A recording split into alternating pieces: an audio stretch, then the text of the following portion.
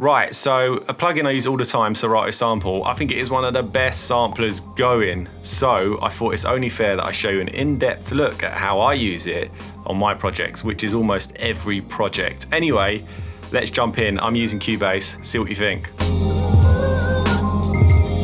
Right, so Serato Sample, we're in Cubase 10. I have loaded it as an insert. I'm going to show you around, show you what it does, and why I use it in almost every track, because I do think it is outstanding. So, let's go.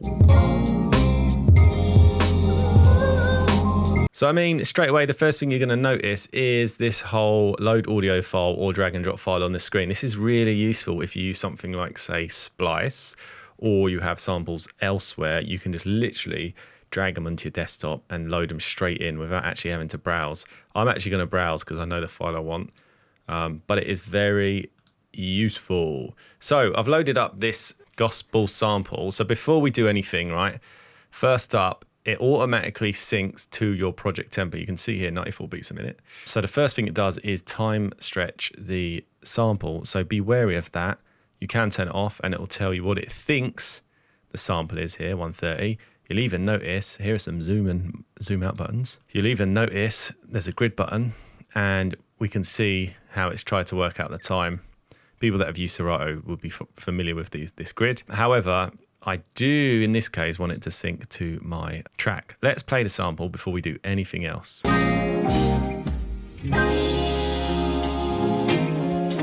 Wish that I could tell it all.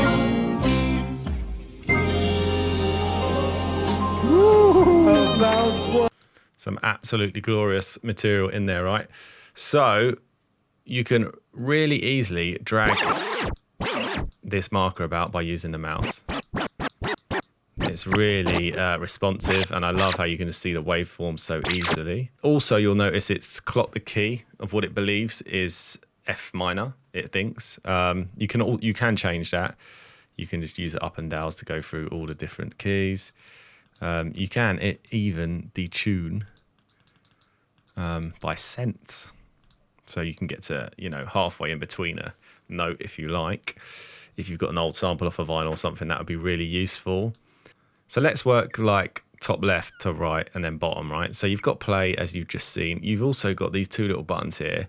What this does is continuous play and stop play. So if I set a trigger, I'm going to press C3, I hope it's C3 on my keyboard, and it will put a marker in. I want it to, in this case, I do actually want it to be on the first hit. So I'm going to press it, look, bang, set to point. That's me playing it on the keyboard. So at the moment it's on trigger. If you press this button, it will continue playing forever. Every time I press C3. Useful. It also has a poly mode. We'll come back to that because I'm only using one hit at the moment, so it won't actually work. Like I said earlier, we've got the key, we've got the tempo, we've got quick double speeds or half speed if you wanted it. And this button over here actually is only really useful when you use this button down here, which maps the same sample across all notes. I'll come back to that again. I'll come back to that later. I'm going to treat this like a drum pad sampler at the moment. Really useful tools down here. We've got freeze, which I find really useful. What it does is it freezes the screen. So you can see the play head continues, but visually nothing happens when you turn that back off. Everything goes together. Really cool. Nice, nice, nice, nice, nice. We've got reverse. Let's jump down here. We've got reverse. That, as you can imagine, reverses. Because we're on the first hit, it's not going to work. So let's go back. Let's move our hit to this one. Reverse. The one good thing about this, right, you're hearing this sample already slowed down. If we go to normal tempo. Wish that you can hear how good the algorithm is in it. Yeah, I mean, you hardly gain any artifacts, I've noticed, especially when the sample is good quality. It's so good at slowing shit down. Jumping back, you got these two handles as well. What this does is allows a stop point for your sample. For example, we could say we just want that bit there, and we could introduce a tiny bit of release. So when I let go of the note, it's going to just play for a 13 milliseconds after the endpoint. And again, for the attack, it's not going to kick in straight away. If we zoom in, let's say I was here and I wanted to just get a tiny bit of attack, I would introduce that. And it'll only, no matter what you do, it'll only play that bit, right? So really cool tools so far. Down on this bottom panel, let's have a look at these parameters. You've got level, which does what it says on the tin. You can change each individual hit. So if I put another hit in now, let's do this on D3. So we've got 2 hits now, right? You can independently, these parameters work independently. So on this one, we could say have the level lower. But see how that works. You have a filter. Really nice. Straight standard low pass to high pass. We've got attack and release, which you've seen, and reverse. Jumping over to this right side, right, we've got key shift. What this does, this is just going to change this one hit. So yeah, I jump back to this note, D3, and it's on 0. But now this one's -2. So this works independently from the tuning at the top. This up here affects the entire audio file. Right, so it gives you a little bit of control. Time stretch again works independently, very useful. Obvious stuff, but very useful. Output, we can, if we wanted to, split the outs of individual hits to different channels in your mixer. So you could say send one sample to 1 and 2, second sample to 3 and 4, and so on. It's just useful, I guess, if you wanted to adjust individual samples differently.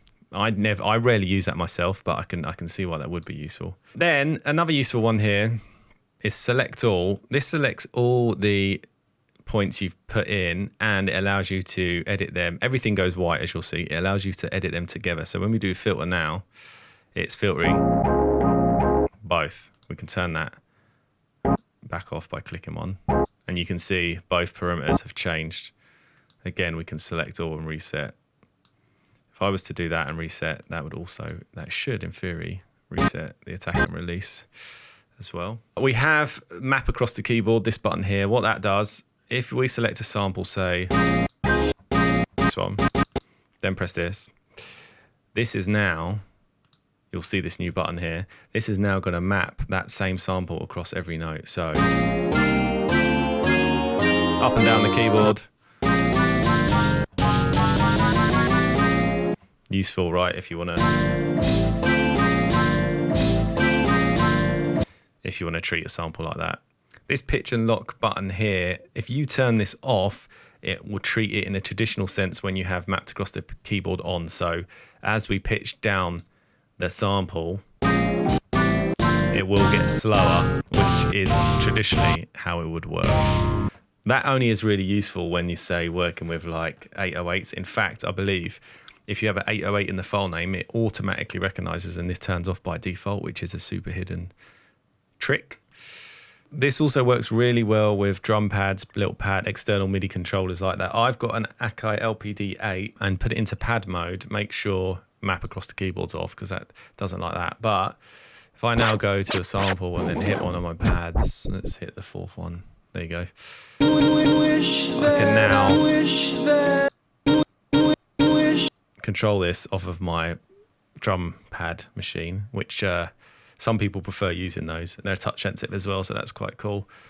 So all in all, I just think this is a really good sampler for quickly coming up with ideas because it's so easy to just, let's delete that one. In fact, let's select all, delete, here we go. So easy to just quickly drag along and be like, I know they're there and there. I know this sample a little bit already. I know this hit here. I've got a little beat going here, and it's just so nice to play around with, and it works so well.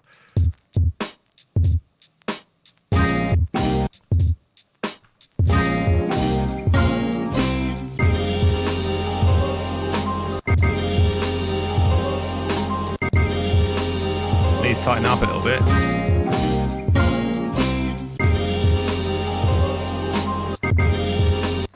you get the drift. These need tightening up a little bit. You know, I've eyeballed that, haven't I? You can see there. But really good to lay down quick ideas. There's also, actually, I'll show you how the MIDI works. Let's just record something.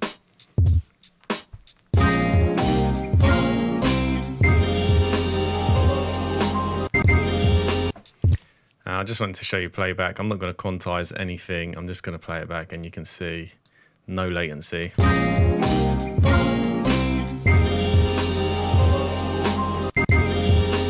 So you ain't got to worry about converting it to audio or anything like that. Let's get rid of that. Right, there's another cool feature actually. Last thing I'm going to show you. Let's delete all.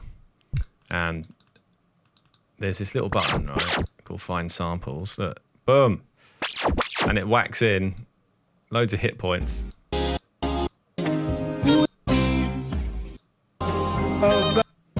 Where I assume it thinks good hits are. I don't know how it works it out, but sometimes it racks up the whole thing, and it's quite useful if you're a little bit stuck. Then you just play around on the keyboard. I forgot to show you poly mode, which you can, I think you can guess what that is, right? If I lay a hit down there, and let's switch to keyboard, map across the keyboard, we can play, say, let's play a fifth, right? Sounds terrible. But we can play more than one at the same time. Or if I put a hit in here, let's turn that off. You can play them both at the same time. You can imagine with pads and stuff that could be quite useful. So to round things up, there are a few things, but very few that I don't like. One is how easy it is to unload your sample by pressing that button. And two is the inability to zoom in and out of the waveform with your mouse wheel. You have to come over here and click. And I feel like if you could zoom in and out, unless I'm being silly, I haven't found a way to do it. That would be so much faster. They're really the only two things. Other than that, I think it is fantastic. I think the pitch on it, like I was showing you, look how good the key is. Still holds a beautiful sound. And that's it really, yeah. This is version 1.4. I recommend it to everyone, and I look forward to them making a version 2. This can only get better and better. This started off really basic. They've added features over time. I genuinely think this is one of the best VST plugin samplers there is. Right, thank you guys for watching. The usual stuff, please like and share and all that stuff, and subscribe if you can. That would be really helpful to me. I'm trying to build this channel up. Till the next video, I'll catch you then.